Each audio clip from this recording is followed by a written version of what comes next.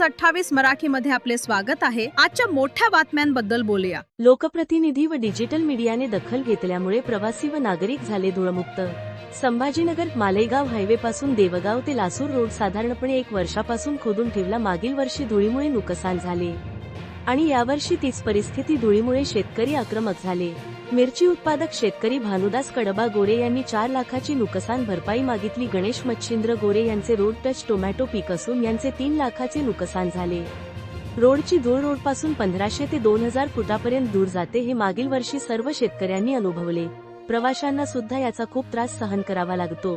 गाडी ड्रायव्हर, रस्त्याच्या कडेला राहणारे वस्तीवरील शेतकरी यांना धुळीचा खूप त्रास सहन करावा लागला। ही बाब कृषीभूषण गोरखनाथ गोरे यांच्या लक्षात आली।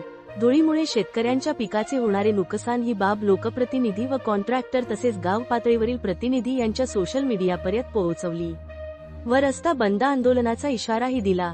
त्यानंतर आमदार श्री प्रशांत भाऊ बंब यांच्या मार्गदर्शनाखाली भारतीय जनता पार्टी तालुका अध्यक्ष श्री रवींद्र चव्हाण यांनी तात्काळ परिस्थिती समजून घेऊन कॉन्ट्रॅक्टर यांना चालू कामावर पाणी मारण्याच्या सूचना दिल्या। कॉन्ट्रॅक्टरने आजपासून पाणी मारण्यास सुरुवात झाली। 12% व 13 डिसेंबरला प्रसारित झालेल्या बातम्यामुळे कॉन्ट्रॅक्टदाराने लवकर दखल घेतली।